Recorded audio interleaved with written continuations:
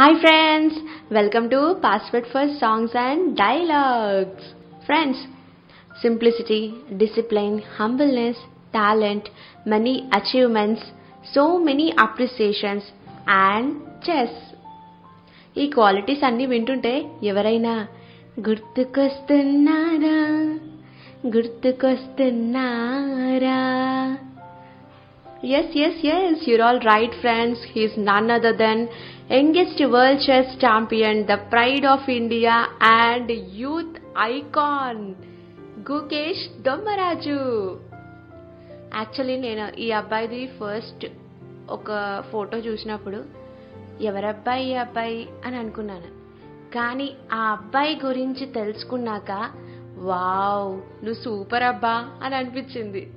ఎందుకంటే ఆ అబ్బాయిది ఒక వీడియో చాలా బాగా వైరల్ అయిందనమాట. అందులో ఏముందంటే ఆ అబ్బాయి చిన్నగా ఉన్నప్పుడు I want to become the youngest world chess champion అని అన్నాడు. అది రికార్డ్ చేశారు అండ్ కట్ చేస్తే నిజంగానే ఆ అబ్బాయి 18 years ఉన్నప్పుడు తన గోల్ రీచ్ అయ్యాడు with his determination, parents, coaches and Microsense లాంటి సంస్థల సపోర్ట్ వల్ల. ఇలాంటి సక్సెస్ఫుల్ స్టోరీస్ విన్నప్పుడు మనలో చాలా మంది ఫ్రెండ్స్ ఇలా అనుకుంటూ ఉంటారు కదా, నేను కూడా చిన్నప్పుడు అది అవ్వాలనుకున్నా, ఇది అవ్వాలనుకున్నా, ఎంత కష్టపడినా ఆ గోల్ నేను రీచ్ అవ్వలేకపోయాను అని.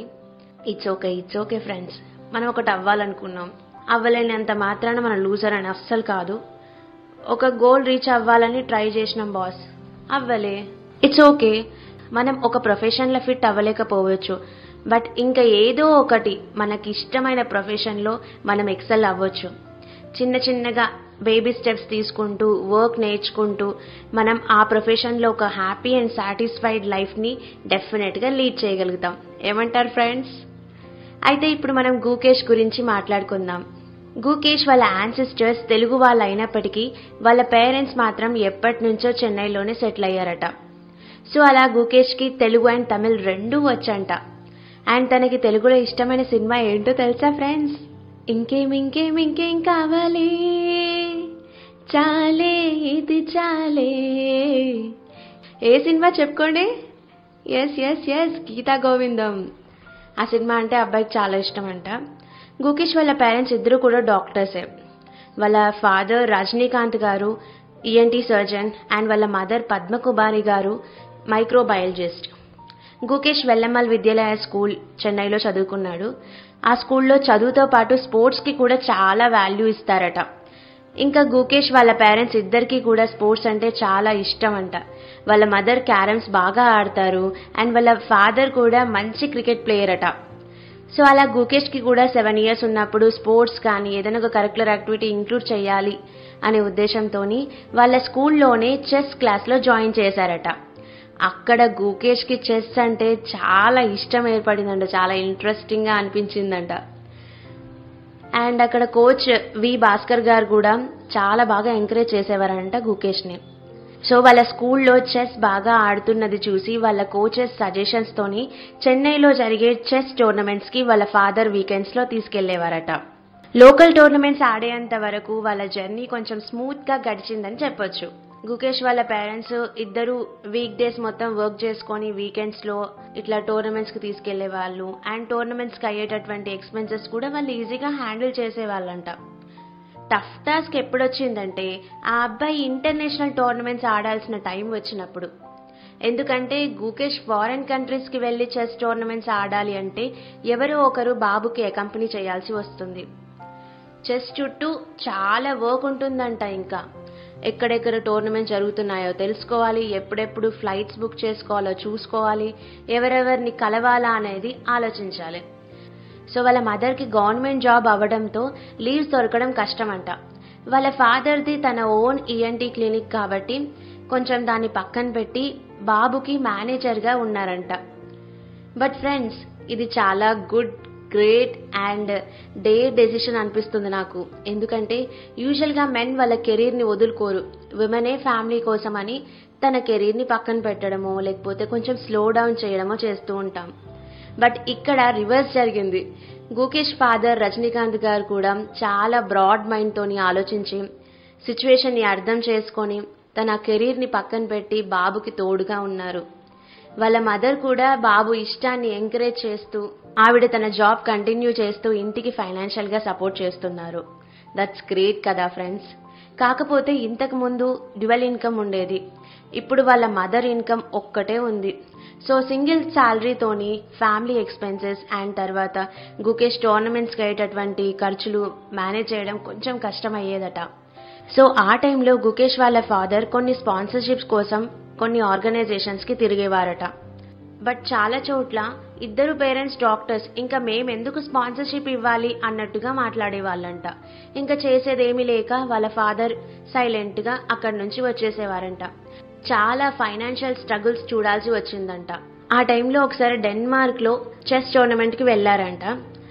అప్పుడు వాళ్ళు ఉంటున్న హోటల్ నుంచి టోర్నమెంట్కి వెళ్ళాలంటే కొంచెం దూరం ఉందంట. క్యాబ్స్లో వెళ్ళాలంటే చాలా ఎక్స్పెన్సివ్ అంట.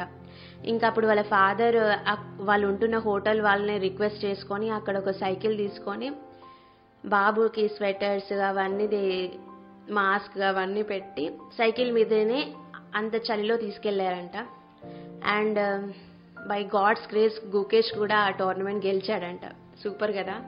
ఇలా గుకేష్ వాళ్ళ ఫ్యామిలీ ఫైనాన్షియల్ స్ట్రగుల్స్ ఫేస్ చేస్తున్నారు అని గుకేష్ వాళ్ళ పేరెంట్స్, కాలేజ్ ఫ్రెండ్స్ తెలుసుకొని వాళ్ళు అడగక ముందే గుకేష్ కి ఫైనాన్షియల్ గా సపోర్ట్ చేశారంట.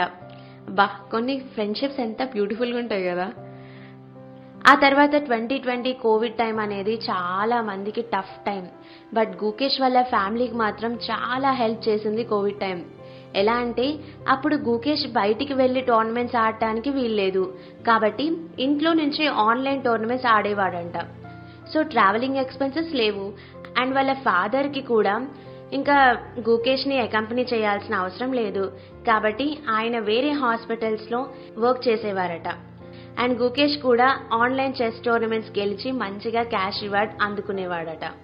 ఇంకా వాళ్ళ మదర్ ఎప్పటి నుంచో వర్కింగ్ కాబట్టి సో అలా ముగ్గురు మనీ ఎర్న్ చేస్తూ ఫైనాన్షియల్ గా మంచిగా స్టేబుల్ అయ్యారంట. కాకపోతే కోవిడ్ టైంలో వాళ్ళ పేరెంట్స్ హాస్పిటల్స్ లో వర్క్ చేస్తున్నారు కాబట్టి సేఫ్టీ కోసం గుకేష్ ని వాళ్ళ గ్రాండ్ పేరెంట్స్ ఇంట్లో ఉంచారంట.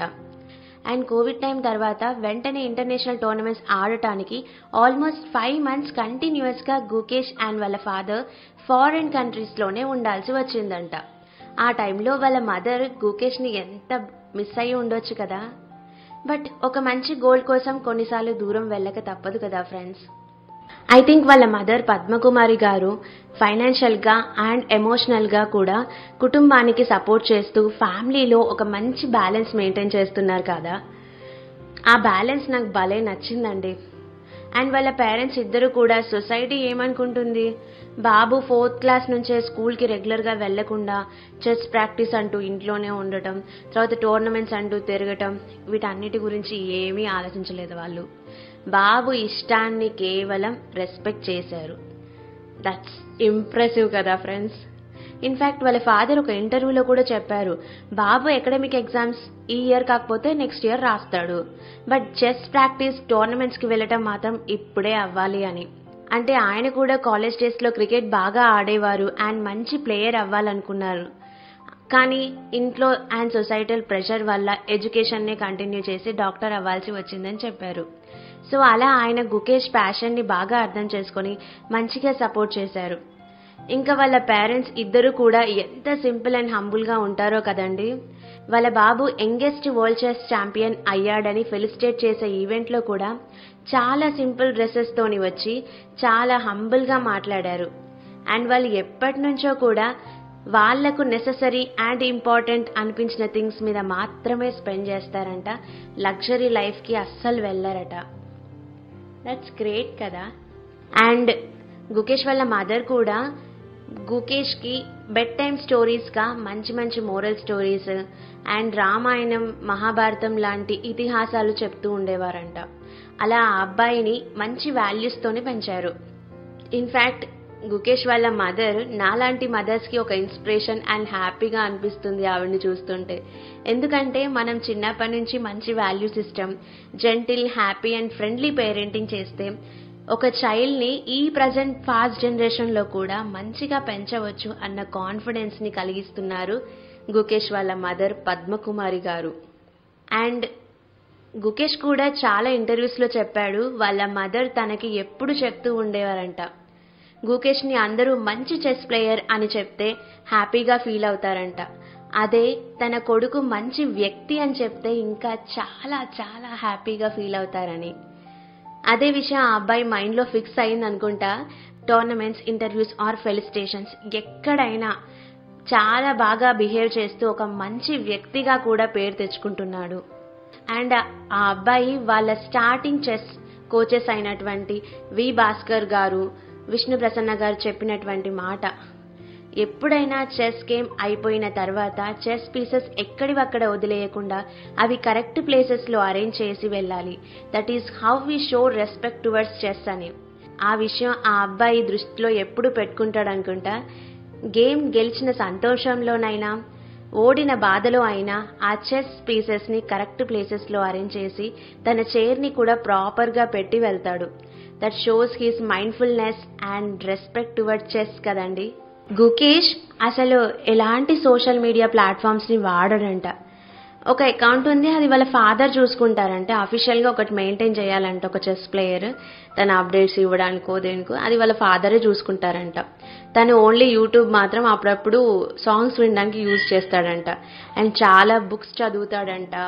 అండ్ చెస్ అనేది కేవలం మైండ్ గేమ్ మాత్రమే కాదు, వాళ్ళు ఫిజికల్గా కూడా ఫిట్గా ఉండాలంట.